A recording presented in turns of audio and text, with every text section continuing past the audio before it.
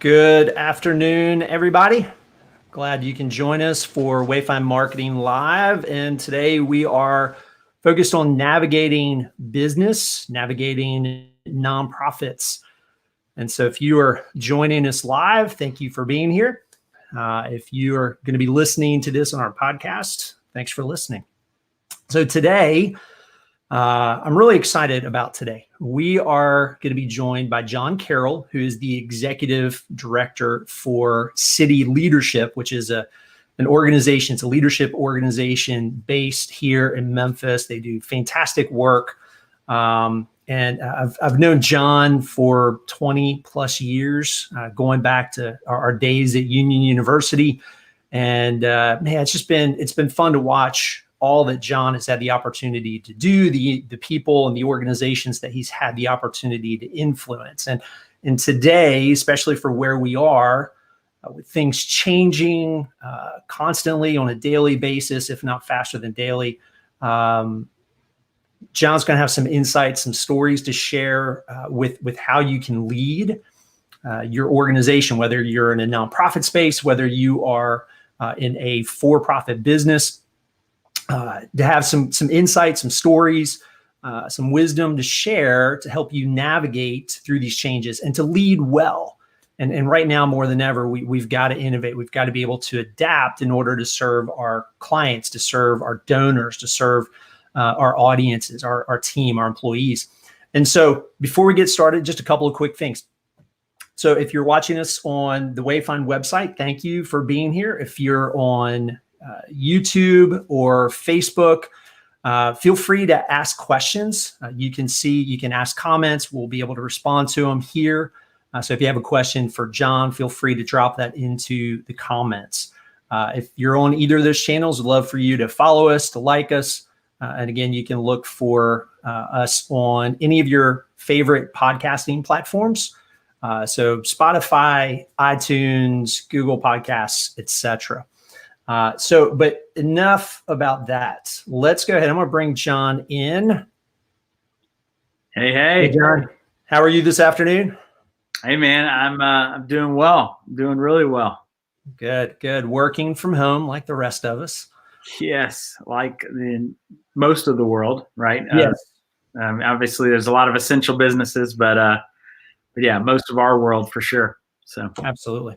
Well, John, I'm really excited that you're on here today and joining us. And as you heard from the intro, one of the things that I think is extremely valuable, and one of the things that I want to jump into is your experience. I think you probably have a greater diversity of experience than most leaders I know or interact with. You've had a background, for those that have not met you or maybe just meeting you for the first time. You've had a background in ministry.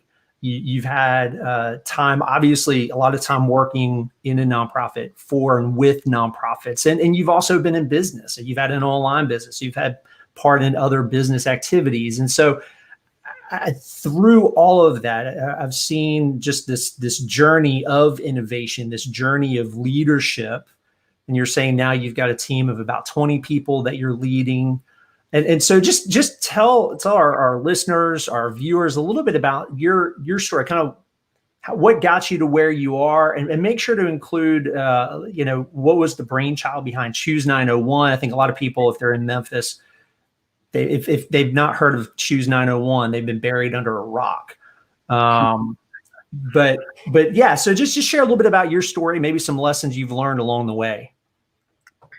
Well, one, thanks, Steve, for having me on here, and really grateful for the invitation to be able to have this conversation with you and have lunch with you today. So, coffee. I was running around a couple minutes ago, obviously trying to eat something so that I could talk during this time. But yeah, man.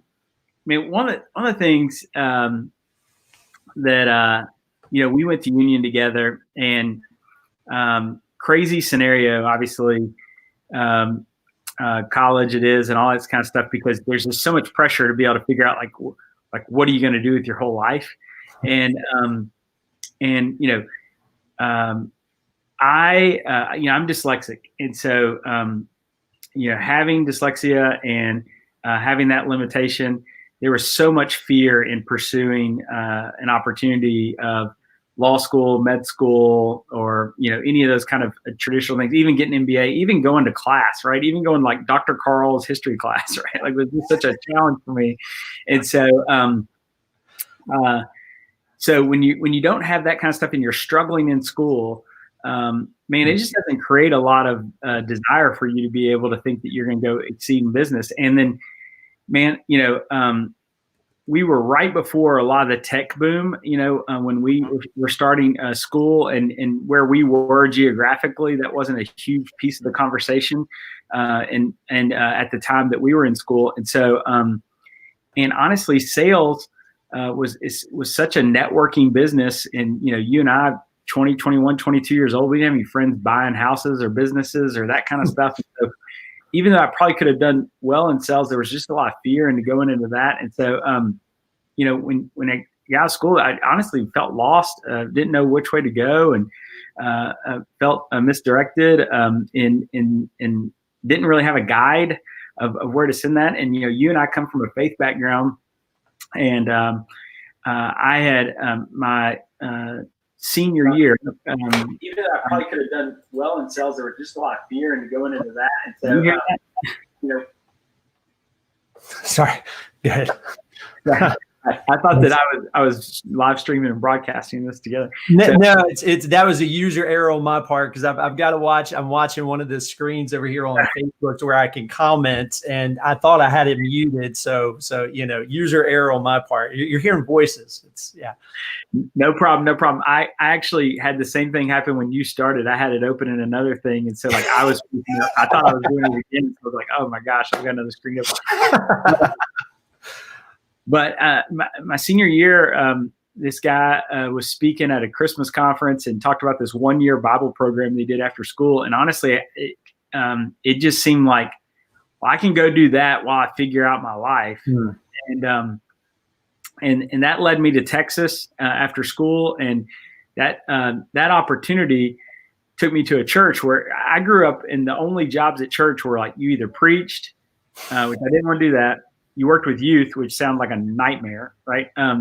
You were a secretary, you were a maintenance man, or you were the worship leader, right? And that's the only thing I wanted to do, but no one wanted me to do worship leader. So I never thought about working at a church, but I went to this church. It was a huge church. They had like 17 or 18 people on just the college ministry staff. Oh, wow. Okay. College ministry. Yeah. And they put me to work on creating community and ideas and problem solving, all sorts of different stuff. And it gave me a space to be able to do some really, really cool, interesting things. Of creating large scale events and trying to figure out how to send 50 trips out on spring break trips to go do Habitat for Humanity all over the country. We create our own rec leagues and try to figure out, we had 600 college students just in small groups. And so wow. And all those different diverse experiences gave me a lot of confidence of working with people. And it wasn't even about the ministry, which the ministry was awesome. But the complexity of the work that I got to work into was just, it was so formidable. And it was a real live, tangible MBA of how to be able to work and navigate with people and convince people to do stuff they didn't want to do or didn't have to do. And that part of how to communicate those kind of things, and a lot of communication lessons. And so, did that whole world, but again, you kind of lead down this path of being a lead pastor, and that just wasn't who I was. And so I kept trying to shoehorn myself into that role, and that didn't make sense. Sure. It didn't feel natural for me. I took another job at a camp called Sky Ranch, and got a really cool opportunity in there, big scale, a lot of different events, that kind of stuff. And then eventually moved to Memphis and got in the coffee business, and made a big pivot. And it was for profit, but it had this organic fair trade, all this kind of stuff going on. And so we were trying to shoehorn a ministry into a for-profit world. And not that that's wrong, but we had a lot of complexities with that over my time there. And but it got me into that world. Ended up going on staff with Fellowship Memphis and got to do everything but preach and counseling and children's ministry. And so I was in charge of communications, events, buildings, logistics, all these different kind of stuff. And so, and when you're trying to handle communications for what grew to be 2,000 people at multiple different locations, age range from, 1 day old, right, to 100 years old, and socioeconomic demographics all over the place, and preferences of stuff all over the place. When you're trying to solve that in an emerging social media market and email and print bulletins and mailers and all this kind of stuff, man, you deal with a lot of different complexities. And so I got a lot of exposure to that bled over into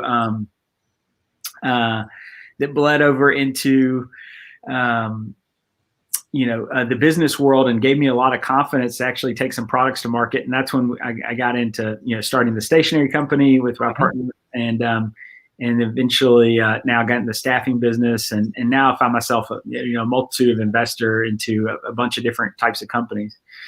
And so the business kind of stuff just became real natural, because honestly, it was like, how do you create clarity around a product to a specific audience? And I learned all of that through a decade of ministry work, and just was able to parlay it over into the business world.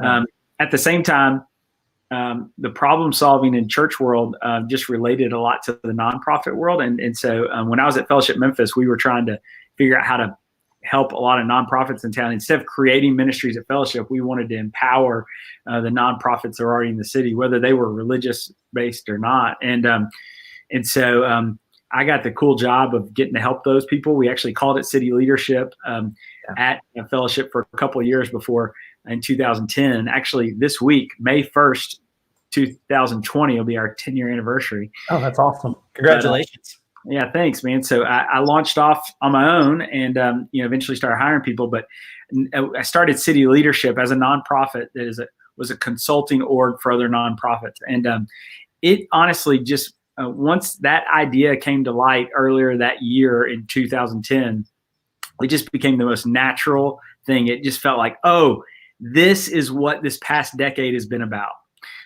It's not been about me trying to fit into this, senior pastor role. It's not been about me trying to go just be an entrepreneur, make a bunch of money.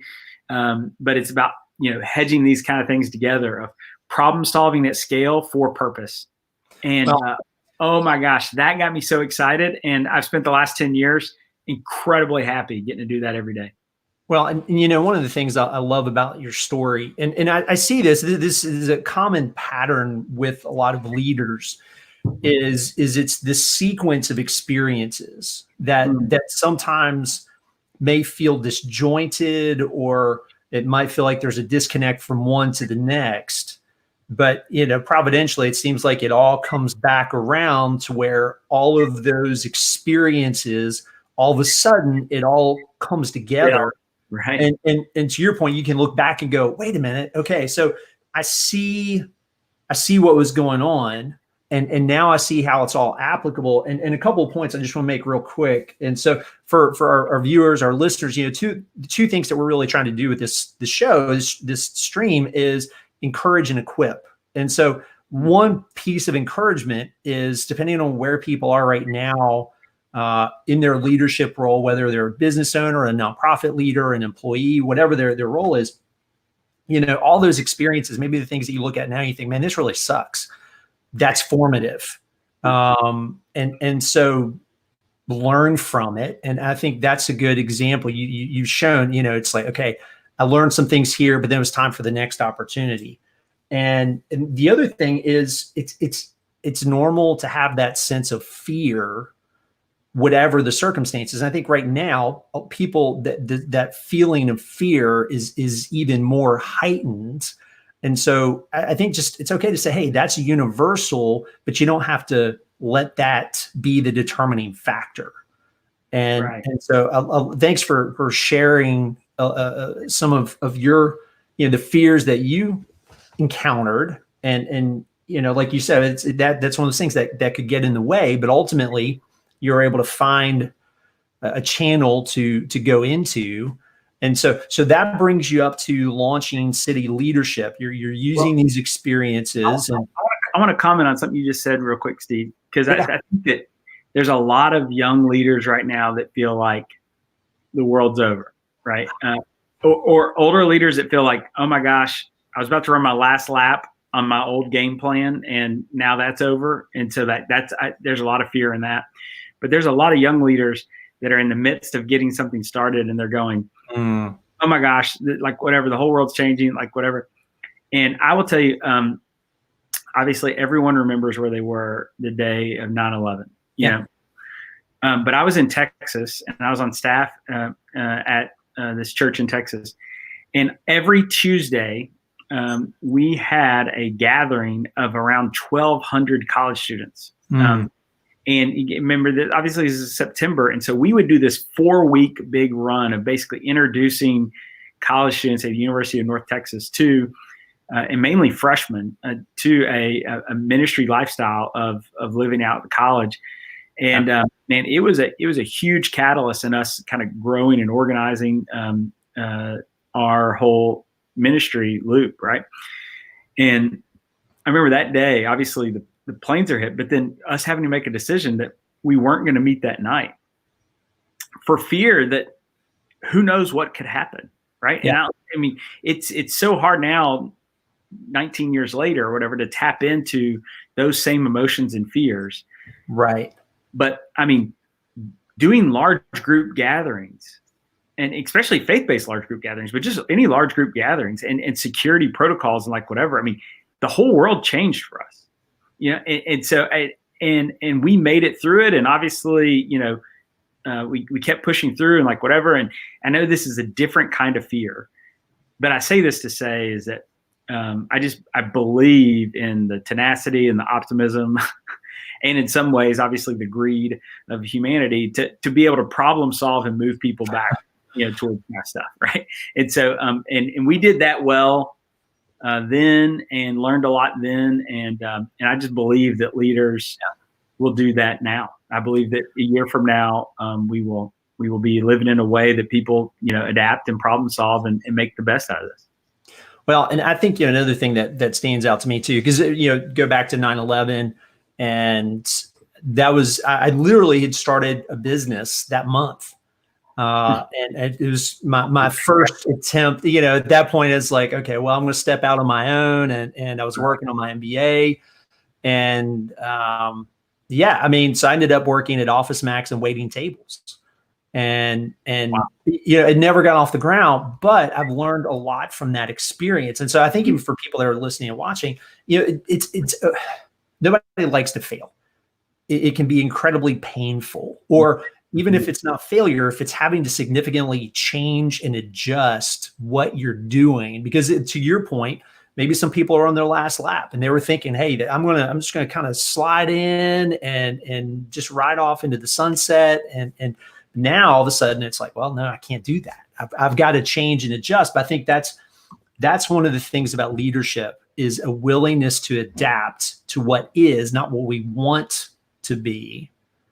And getting that clarity, that was something you mentioned a little while ago, was you know, getting that clarity for products and services. And I would even say for a lot of people now, it's that clarity. Why are you doing what you're doing? Find that clarity and then figure out how to deliver that given where we are, and even where and just that willingness to have to adapt. I mean, you've got to.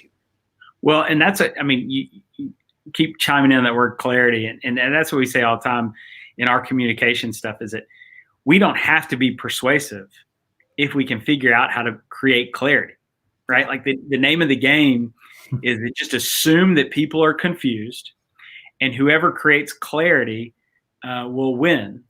And then if you attack confusion with persuasion, it's just, people are so skeptical, right? I mean, this generation has had more exposure to more ads and more stuff and more whatever, that their BS meter is so high that they're going to read all that out, and they're just going to assume that there's something else behind the curtain. But if you just pursue clarity, that you eliminate confusion, and then here's the reality is that if you make your goal clarity and you make the win the elimination of confusion, then people will buy your product, whatever that means for your industry, when they're supposed to and how they're supposed to and whatever. And then your job as an organization is just to focus that clarity greater, clearly on that target audience. And so if you can just continue to eliminate people outside of your target audience for that clarity, then you just continue to win over and over and over again. And that's never been more true than right now. Right now is that there's more confusion, and there's a new thing of confusion, and the people who can create clarity and trust in this season, they're just going to win over and over and over again. And so I want to say one more thing, and then we'll get back to where you started city leadership and kind of what you've been doing in recent years. That's one of the things. Clarity is one of the things that we preach to our clients. I'm a story brand guide, and so that's a big part of this story brand framework is clarity. Yeah. One of the things I always tell people: don't worry about being clever, be clear. Right. Because a lot of times in an effort to be clever, or even I would say in a leadership role, sometimes people feel like they have to be charismatic. And so they almost project this image of who they're not, and they lose clarity. And so it leaves people confused. So you've had, again, going back to city leadership, and as you mentioned to me earlier, you started off 10 years ago, and it was you. And now you've got a team of 20 people. You're working with a variety of different organizations. So what does the past decade look like for you? What are some of the lessons that you've picked up that you think would be helpful for leaders in our current environment? Right. Well, that's a great question. I think that, there's so many different ways you can answer that. And there's lessons that I've learned in, building a team and giving over trust of those ideas to them and letting them, roll, building a client base, building an influence. And so there's a bunch of different ways, and we can talk about choosing on one later. But let me just talk organizationally real quick. Whatever. Yeah. So one is, we at our organization, when I started the organization, I did this little thing that seemed really little to me at the time, but it really marked a significant mindset that I wanted to have about the work that I was approaching. And one of it, and this is definitely a nonprofit thing, but I think that this kind of thought process really translates into successful business leaders. But in 2010, again, I'm the only person getting a paycheck. And so, yeah. And so this could have sounded kind of weird, but I did this thing where I was like, I don't want to come to this job and be rewarded by pay, right? Like that's not the reason why I'm doing this, especially in nonprofit world where I had to psychologically know, hey, I'm picking a career where I'm capping my financial reward-based system. And it's going to be a lot about just getting the needs met than all the wants, right? I get plenty of wants met in my salary. I'm paid fine. But what I'm just saying is that it had to be about that instead. I knew I wasn't going to be a billionaire, creating no matter what I was doing here. And so one of the things I did is that I'm here on mission, right? Not for money. And so May 1st was my first day, and I made it a payday. And so my very first day at work, I got paid. And so I had not worked 2 weeks and then got a paycheck and like whatever. And what I did was in that moment was I said, look, I'm going to get fueled to be on mission, right? And so I'm going to get paid first because what I'm going to look at is my pay and my staff development and my encouragement and the coaching that I need and the counseling that I need, the equipping that I need to be a great leader. That's all fuel. And then I'm going to work out of that fuel. I'm going to burn that fuel, right, on mission and go use that fuel. And then at the end of 2 weeks, I get refueled. And I know, all right, I get a paycheck every 2 weeks. But if I left city leadership, right? If I left city leadership today, I got paid April 15th. I don't get another paycheck May 1st. Does that make sense? Yeah. Yeah. So I'm not here. I'm literally not here today working for city leadership to make money. I was fueled to be on mission here.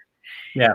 And we've done that with every person that we've ever brought on in the history of our company. I've actually been trying to go back through and count up how many full-time employees we've had.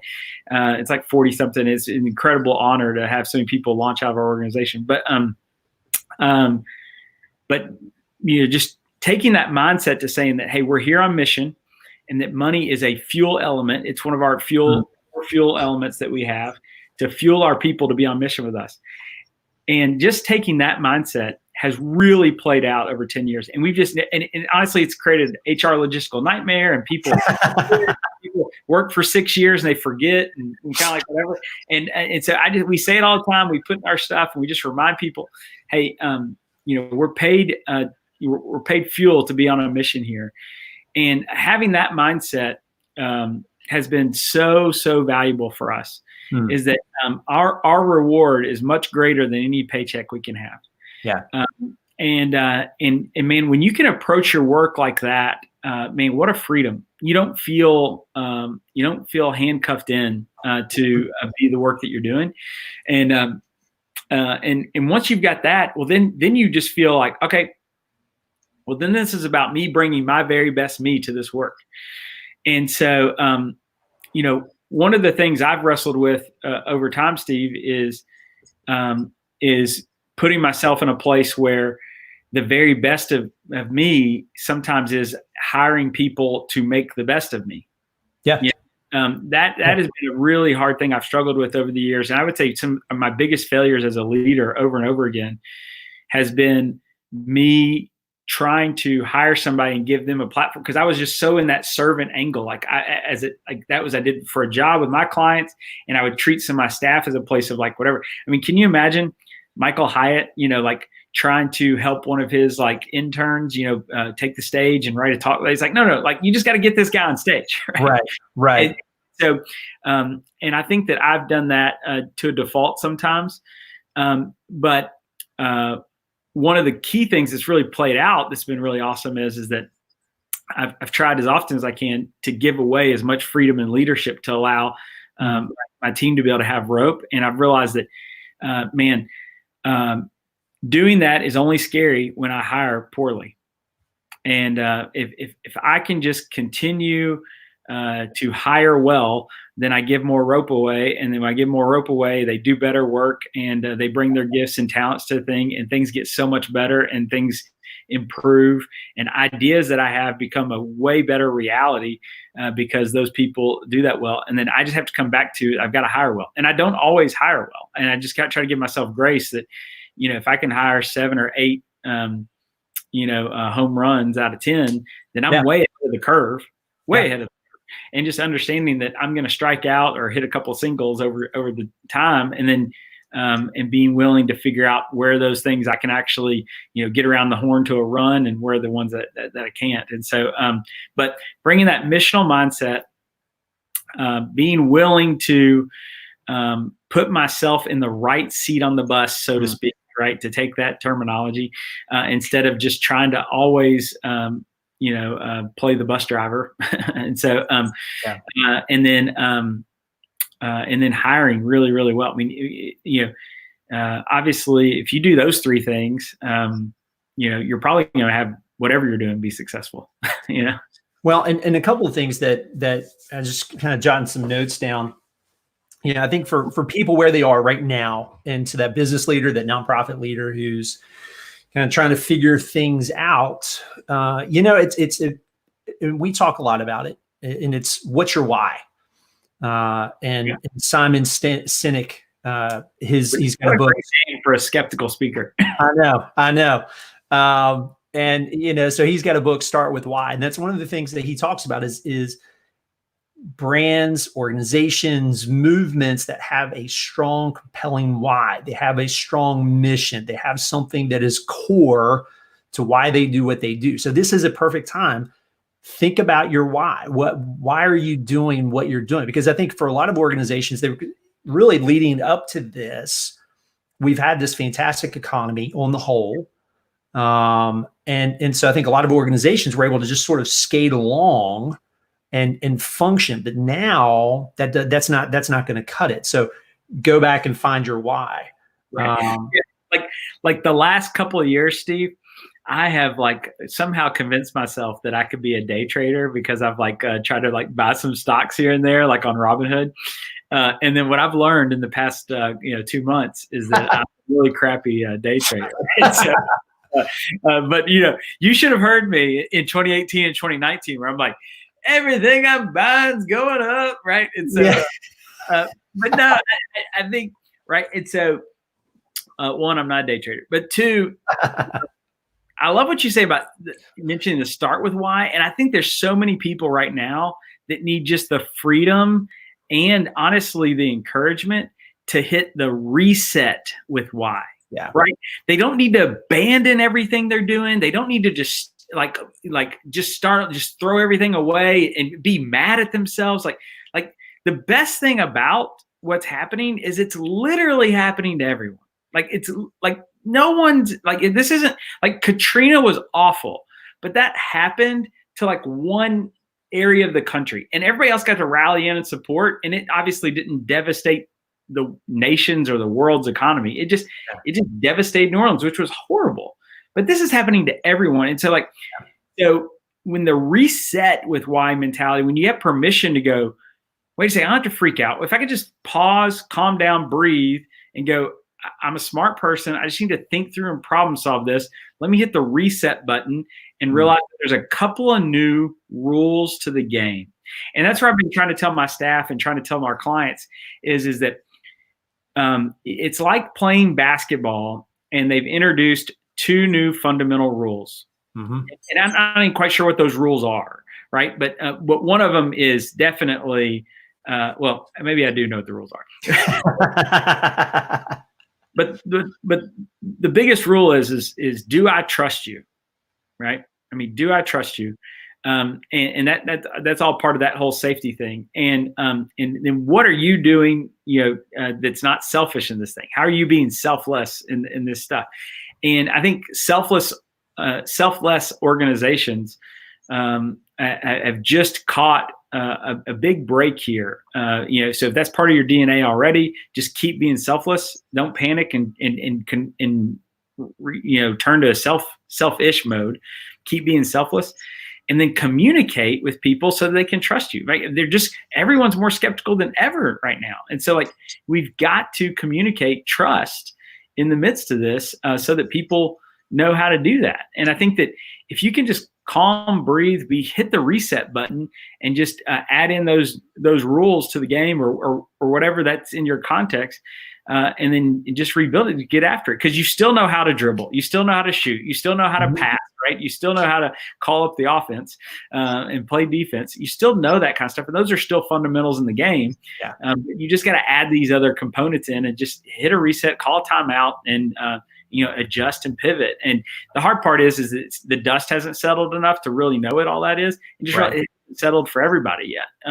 So that's, well, and two, you talked about giving your team rope. I think if somebody has a team, or even if they're a part of a team, some people are out there, they're on their own. To your point earlier, maybe some younger folks, or even people that are seasoned and maybe they've just stepped out of a corporate space and they've launched something in the last 6 months. If you're part of a peer group or something along those lines, get other people involved in that conversation. To your point, stay in communication, talk to your customers, talk to your clients, talk to your donors, talk to your constituents, whoever it is that your audience is, stay in conversation with them. Right. And I think another sort of a freedom is that nobody expects anybody to have all the answers. Right. And because to your point, we're all in this. Well, and that's where it just really exposes, especially business marketing plans that were a little bit of smoke and mirrors, is that if you're right now wrestling with it, you've got to have all the answers. Well, then you weren't really working in an authentic, transparent, trust context anyways. And so and so there may be some downfall to your business and some of that kind of stuff. But if you can just push through and just know, right, that what's really cool right now is that if you can just be really honest and human and transparent, people love that. Those are trust building things. And here's what actually is really cool as well, is that you and I are doing this on laptop computers and whatever, and having technical difficulties, and no one cares, because the whole quality level expectation of the world has all been turned down notch. I mean, other than ESPN's debacle of a horse, game on television the other day when it wasn't quite great. But other than that, I mean, people are just, I mean, their standards for what they're willing to watch, even like on the Today Show, people broadcasting from home, or things that were so polished beforehand. People are accepting a lot of that, which has been happening through Instagram videos and TikToks and all this other kind of stuff, where it's kind of this mashup of like really cool professional music, but like someone at home with a phone trying to record it, and all these kind of things. And so, so quality is so accessible right now that every business person's, got it. And so, and I think that one of the things right now too, is that people are really wrestling with is as people are getting settled into their own stuff, now they're going, crap, 6 weeks ago, I should have been on my A game, and I should have been already running out and doing this, and I should already be whatever. And now I missed it. I missed my window of like whatever, and the whole world's about to be released into whatever in 2 weeks, and this is all whatever. Like, no, like most of the world is still paralyzed. And so leaders need to get up and lead. And there is still easily 6 weeks of sprinting that you could create so much momentum that you will be light years ahead for the next 6 months, if not the next 6 years, on your competitors, whether it's in business model or nonprofit model or whatever. There's definitely 6 weeks, and there's probably 6 months. And the reality is that most people still will talk a big game, and they're not actually going to do. And so the difference between talkers and doers, that is a Grand Canyon between those people. And so if you are feeling insecure right now, if you're feeling some self-doubt, you're feeling whatever, you've got to put all those vocal demons aside in your brain, and you've got to think through, what reality do I want to have a year from now? And what do I need to do over the next 6 weeks to put me closer to that? And then here's the thing, even if over the next 6 weeks, you build all that out and something else pivots in the world again, and you get whatever, it doesn't matter. You still learn through the process of those 6 weeks, right? Do you think that, I mean, we had everything planned for that night on 9/11. Like, I mean, teams, skits written, rehearsed, songs, music, talks written, whatever. I mean, the whole talks have been written for a whole month, right? Yeah. I mean, everything that was going to happen just perfectly planned. And then everything got thrown out the door and pivoted. But because we were so prepared for that, we were able to pivot. And, and the people who are prepared before, the coronavirus, they've pivoted already. But the people who are preparing to come out of coronavirus, they'll be able to pivot even if they have to. So you're not wasting time. You're developing skills, and you're preparing yourself for reality or for the pivot. Well, and it's I've heard the expression a couple of times lately that is very applicable. It says, when was the best time to plant a tree? Well, 20 years ago. When's the second best time to plant a tree? Today. Right. That's brilliant. It's getting out there. It's being willing to take the risk. And now there's actually probably more grace in taking a risk and doing something that may flop. And you may have to pivot again.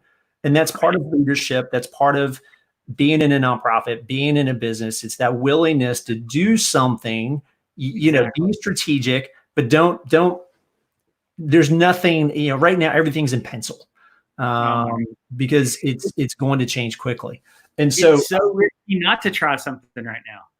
Yeah, well, exactly. Because there is sort of this window, and to your point earlier, get out and do something. And that was the whole thing. That was the whole reason we started this live stream. It was like, well, let's do something. So proud of you, man. Yes. And so have we screwed some things up? Yeah, but it's okay. Sure. I've learned a ton. Our team has learned a lot, and our viewers and listeners, I think, have learned some things as well. So I want to start laying in the plane here. So I will say for our viewers, if you have questions, Annie Laurie has been out there and she's been commenting. So Annie Laurie, we're thank you for being out there and sharing some comments. And so if anybody, ALC, I'm going old school ALC. Yeah, I know. So if anybody has any questions or comments or anything like that while we're still on here live, please drop those in the comments. But one of the things that I want to get to just for a couple of minutes, because it's a great story. And for people that have been in Memphis, Choose 901 has been a huge, that's been huge. I looked earlier today and on Instagram, there's over 600,000 posts that are tagged with Choose 901. Yeah. So tell us a little bit about where that came from and what was sort of the vision, what was the why behind that? And Right. Well, thanks for asking that, Steve. It's super fun. It's crazy to think about now in 2020, but in 2011, most people that you talk to in Memphis, especially lifelong Memphians, were super negative on Memphis. Yep. I mean, I moved to Memphis in 2004. I never knew anything bad about Memphis till I moved to Memphis and met Memphians. Literally, like it was the weirdest thing. It's like I moved here so excited, and I felt like everybody I met that first fall was like, "Why'd you move here? Don't you know?" Whatever. I'm like, "You live here? Why are you here?" Whatever. They're like, "I was born here. I have to be here." Whatever. I'm stuck. Yeah. And so, but man, there was just there's so many things going on good, but as you know, in advertising, right? Bad news sells ads, and so bad news permeates places, and so good news just doesn't sell ads, and so it still doesn't, honestly, a lot, even as we have a more optimistic society, which is actually a statistical truth, But in 2011, I was not trying to create Choose 901. I was actually just trying to serve our clients. I had a handful of clients, a dozen clients or so, and I would have lunch with them on kind of like a every other month basis. And I had this question that I, in my consulting, that I always just found was more interesting. Instead of like, "Hey, what problem you want to solve?" always led to these real negative based conversations. Or what problem you're dealing with, or what's hard right now. I just found that the conversation always trail off. And I just started asking, what's your biggest leadership challenge? And somebody had asked me that once, and I just felt like the conversation went so great. And so I just started asking all my clients that. And man, it was crazy. 5 out of 6 conversations over about a month period in fall of 2011, the leaders were saying, all this kind of stuff about recruiting college graduates to do their gap year programs. So a lot of the people I work with, Memphis Teacher Residency, Teach for America, Church Health Program, Youth Villages, SOS, Downline, they all had these programs where they were recruiting college graduates to do anywhere from a 1-year unpaid residency to all the way to like a 4-year fully paid master's degree, housing provided kind of thing. And collectively, these orgs were recruiting about 300 college students a year. And what's crazy is they'd already raised all this money and all this kind of stuff and had all this stuff paid for, but they had problems. Everything from hey, we got 300 applications for 60 spots, but only about 40 of these people are qualified. And by the time we accept them, only about 35 show up. And we got this gap, right, of paid stuff. All the way through, we've got 20 funded spots. We had 11 applications. We accepted 9 and 7 showed up, And so how do we get more applications? And honestly, I wasn't meeting with them about their gap year programs. It was just more leadership, whatever, but they were bringing me these gap year problems. And if they wouldn't have brought them to me together, I wouldn't have gone to solve it as a group thing. Right. But what happened is after about 5 or 6 weeks, I started seeing, man, everybody's got this same problem.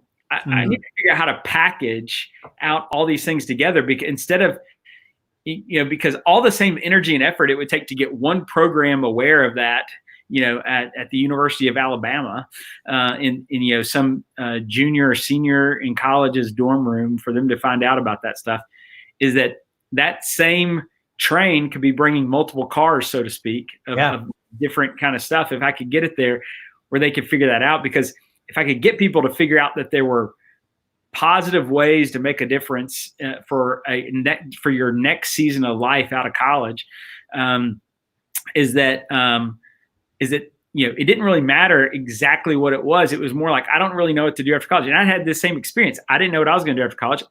Doing something that made a difference made more sense to me and seemed less risky than trying to make $1 gazillion at the time.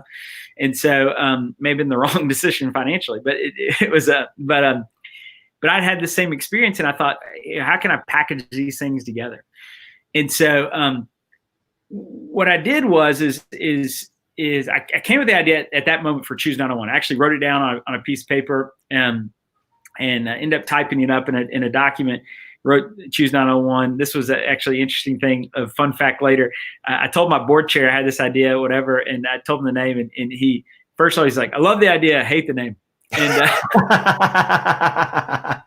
and so he was wrong. It stuck. Name was right. But and the other thing I did was I had at the time I had enough money for 2 full-time staff people, and I had 1 full-time staff guy.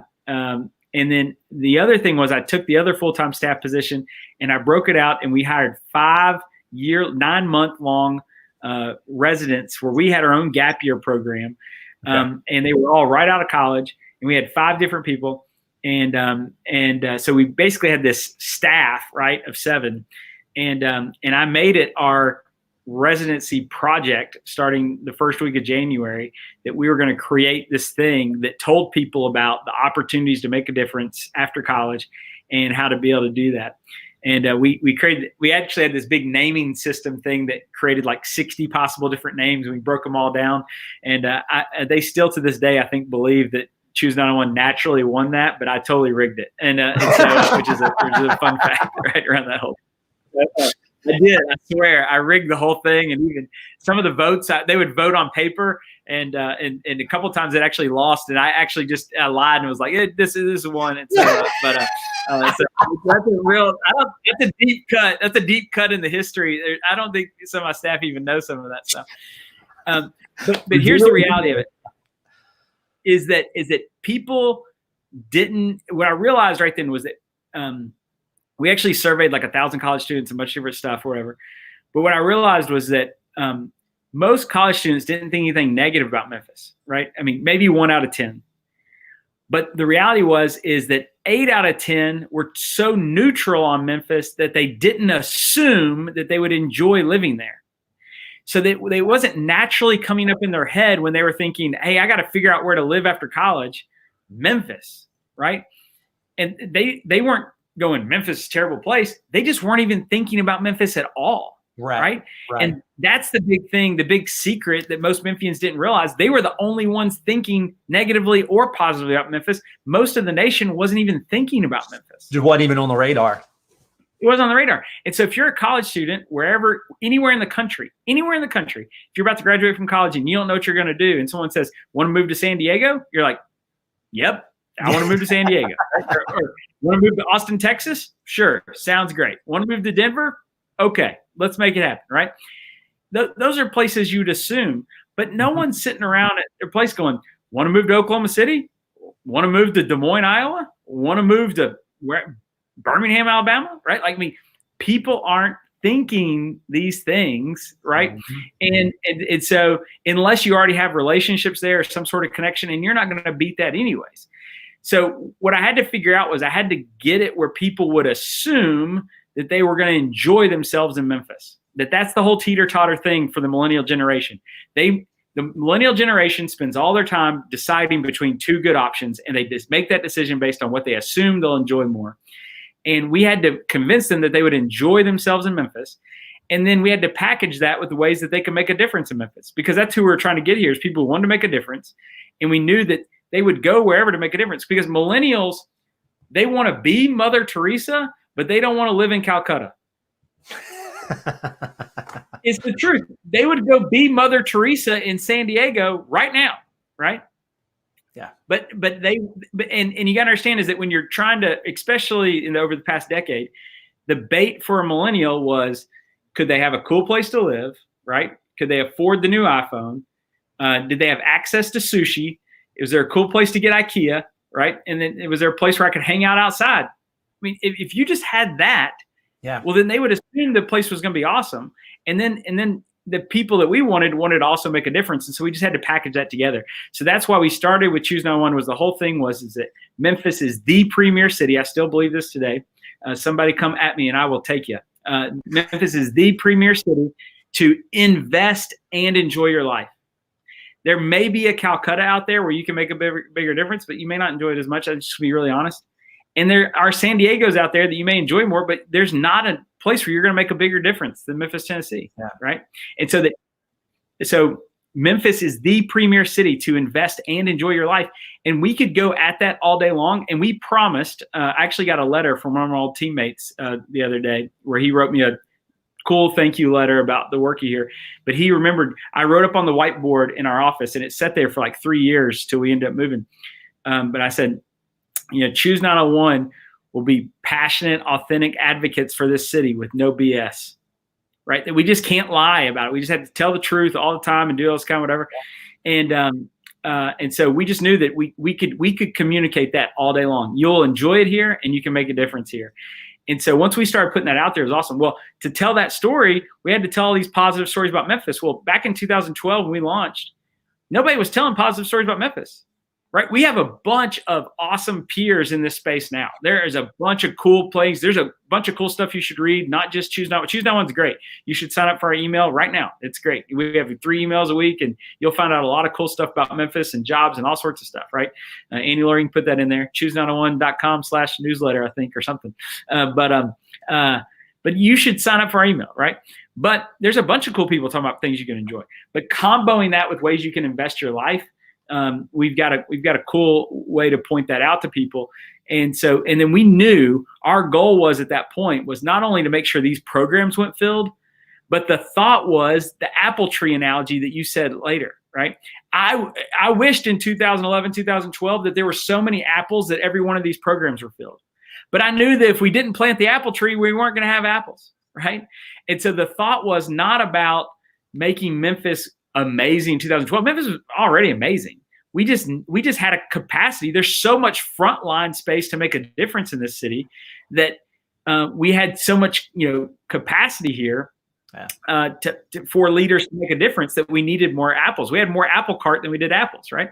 And so, but we were thinking, is that how do we recruit the next generations of leaders? The Choose 901, and this is what people don't even realize. They think Choose 901's awesome now, and the reality is that the people that we've been a part of recruiting and the atmosphere that we've been a part of pointing out to people is that what we're going to end up having here is that between 2025 and 2045, oh my gosh, there are so many more thousands of people that feel connected and passionate about this city that the quality of people that you're going to have not only running businesses and running nonprofits and running for city council and running for county government, all this kind of stuff, it's going to be unreal. But just the quality of neighbors that are going to think optimistically about caring for others.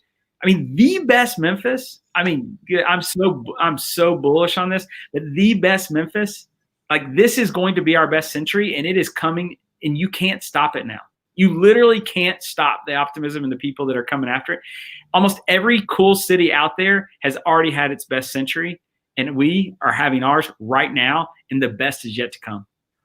Well, man, I've heard bits and pieces of that story, and so this is I love hearing the story and the passion that you have for Memphis. And just to go back to kind of the whole point of today, and that's how do you lead? How do you innovate when things seem to be constantly shifting and changing? And, to what we were talking about a little while ago, this is a great, and Choose 901 is a case study for what we were talking about a little while ago. And that's have a compelling why. You didn't go, one of the things I was thinking about when you're talking about how this whole thing even started is that you didn't start out to come up with something that was going to be viral. It's Choose 901. People drop that all over Instagram, Twitter, right, Facebook, etc. That wasn't your goal. Your goal was there was a compelling vision to make a significant difference. And I love as you said, it was really to bring people here to enjoy and invest in Memphis. And those two things, ripple effect, I think, I don't think anybody can measure what the ripple effect has been of that vision based on people saying, hey, John, we're having trouble getting good qualified people, to fill these gap programs. And so just out of that. And so I think for anybody for our viewers, our listeners now, maybe you've got the next Choose 901, and the goal has to be something authentic. That vision, that why needs to be more than just, oh, hey, I want to make bank. Like I want to put a bunch of money in my savings account. If that's part of the equation and that can happen, fantastic. Use it wisely, invest it back in the community. But that goes back to what you were talking about earlier. Your very first day, you gave yourself a paycheck. So you were coming out fueled as opposed to working towards a paycheck. You were working from that. And so, man, thank you so much for sharing that. Cause I know that's impacted our city, and that is, and not everybody's going to be, not everybody's dream or their vision is going to have a citywide impact. Some will, but even if your impact is wherever your impact is, whatever the size of your farm is, kind of the analogy I like to think of is we all have a farm, and whatever the size of that farm, we need to work it. We need to do our best, take care of it, and maximize it. And then, God willing, that grows and that expands. So, man, John, thank you so much. Any final kind of parting thoughts for our viewers and listeners? Yeah, I want to make this really clear, and I think that one of the things that's kind of fun about stewarding something like Choose 901 is that the work that I've gotten to do in our city is that I go places and people thank me. People thank me for what I do, right? And I want to be really, really clear when I say this, is that I haven't really done anything except put a megaphone and a spotlight on the people who are already doing the thing. Memphis was already way amazing, way before I moved to Memphis, way before I was born, right? But Memphis was amazing before I started Choose 901. And we wouldn't Choose 901 wouldn't have anything to do if we weren't spotlighting and megaphoning all the amazing people of Memphis, right? Choose 901 didn't do or create anything. We're just pointing it out. We were trying to point it out to college juniors and seniors. And that was our whole goal. And what we realized was that Memphis needed it pointed out to itself a little bit. Mm-hmm. And that has been an incredible blessing, I think, for me, for the city, and hopefully for others, is that for Memphis to appreciate who it is and who it can be and where it's headed. And so, and the rest of the world's taking notice. We actually have some statistical stuff that shows through national surveys and survey work or whatever that shows over the last 5 years that Memphis is trending up significantly across the country, and Memphis is trending up locally as well. And this is a crazy, crazy stat. Since we've been doing this survey, people not from Memphis, living in Memphis, have always outnumbered people from Memphis with positive feelings about Memphis, like 2 to 1. Okay. Oh, wow. Here's what's really crazy about these statistics. This past time we surveyed, surveys run twice a year over year, and same questions, all this kind of stuff. This past time we surveyed, not only has people who've moved to Memphis from outside that number keeps going up year over year, right? Okay. People who feel positive about the city. But the local number, like if this number's been going up a point, the local number's been going 5. And this past time, it was the first time ever. The out of town number went up, but the first time that the locals, right, feel more positive about Memphis than even the transplants. And let me tell you, Malcolm Gladwell tipping point, like whatever you want to call it, whatever. When I'm talking about the best years are to come, optimism is so powerful. And we've been putting pessimism in the fuel tank of Memphis for decades, right? Ever since one of the most tragic murders in the history of the world happened here, where two people, not even from Memphis, happened to be here in the 60s for one of the most horrific murders of our time, right? We've been putting so much negative fuel in this city, and some of it, right, deserved, but a lot of it not. But now we're starting to turn that fuel over into optimism. Man, wait till you see what this engine does filled with optimism. It's going to be amazing. Well, and just a quick parting thought based on that. I think for where people are now, there's got to be, again, it goes back to that compelling why. And that view of I like that example of we've been, for so long, Memphis was fueling with pessimism. And it was always just sort of that assumption that something's going to blow up. And then, there's something here that we're going to gripe and complain about, as opposed to stepping back and going, okay, what are the good things? So I think even now for leaders, step back. Yes, things are difficult. There's no arguing that. Nobody's going to push back against that. But take the time to figure out what are the good things and what are the problems that you can solve moving forward. And so, John, thank you for being on here. I'm going to go ahead and put up the website for City Leadership. So cityleadership.org, choose901.com. If you go to choose901.com, the newsletter you mentioned is going to be kind of the center nav bar just off to the right. So it says get our newsletter.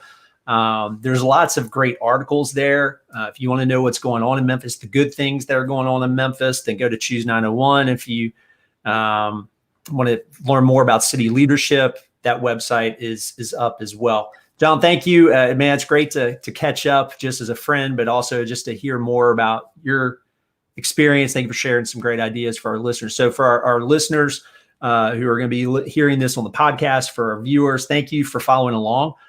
Feel free to please subscribe. Find us on any of the Spotify, iTunes, all the different podcast platforms. We'd love for you to follow along.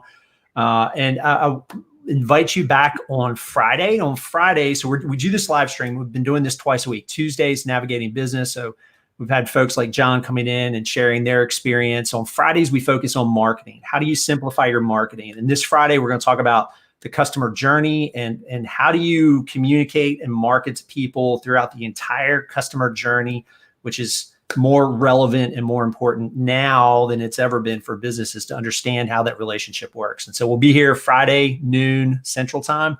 John, thanks again for being here. Man, this was great. And to anybody that's not in Memphis, when we can start traveling again, plan your trip to Memphis. There's some awesome things happening there. And remember to choose 901. Hey, good luck with that beard. Good luck. Like I'm growing out a beard, but man, you've done it right. Like if you're just listening on the podcast, you've missed out on this glorious beard that these guys. It's awesome. Love it. Thanks, man. I'll grow it until my wife tells me it's getting a little too gnarly. So, all right. Thanks, everybody. All right, buddy. Have a great night. Everybody.